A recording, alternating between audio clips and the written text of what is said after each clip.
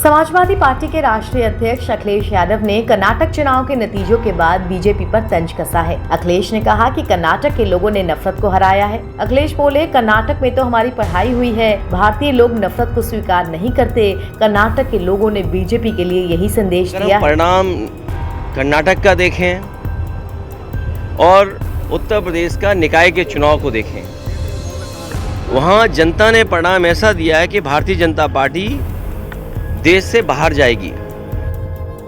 UP के मेरठ से हैरान कर देने वाला एक मामला सामने आया है। यहाँ निकाय चुनाव में हुई हार जीत दो राजनीतिक पार्टियों के प्रत्याशियों के बीच व्यक्तिगत मनमुटाव का कारण बन गई। ये मामला मेरठ का है। यहाँ कंकड़खेड़ा में बीजेपी प्रत्याशी सतीश प्रजापति ने जीत दर्ज की। मतगणना के बाद सतीश अपने समर्थकों के साथ जश्न मनाने गाँव पहुँचे। गाँव में सतीश बसपा के हारे प्रत्याशी सुशील कुमार के घर उनसे गले मिलने के लिए पहुँचे, जहाँ बसपा प्रत्याशी ने बीजेपी प्रत्याशी को थप्पड़ जड़ दिया।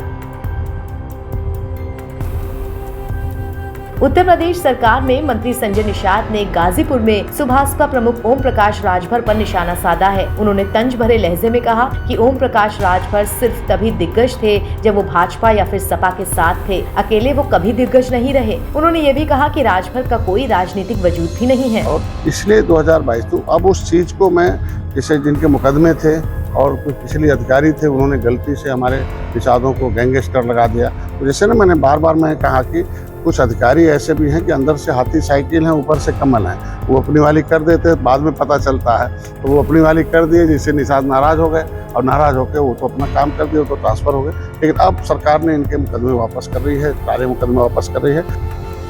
मुख्यमंत्री पुष्कर सिंह धामी ने खुलासा किया है कि उत्तराखंड में यूनिफॉर्म सिविल कोड यानी कि यूसीसी कब तक लागू किया जाएगा। सीएम धामी ने कहा कि समान नागरिक संहिता का ड्राफ्ट अंतिम चरण में है, ये 30 जून तक तैयार कर लिया जाएगा। उन्होंने कहा कि सुरेखा डंगवाल इसके लिए बहुत मेहनत कर रही हैं। जून तक उन्होंने कहा है कि वो ड्राफ्ट तैयार कर लेंगे तो उत्तराखंड हमारा ऐसा राज्य हो जाएगा जहाँ पर समान नागरिक संहिता लागू करने की दिशा में हम आगे बढ़ेंगे और हम लागू करेंगे। और दूसरे जो हमारे देश के राज्य हैं, उन राज्यों से भी हमारी अपेक्षा है कि सभी राज्य समान नागरिक संहिता को लागू करने की दिशा में आगे बढ़े।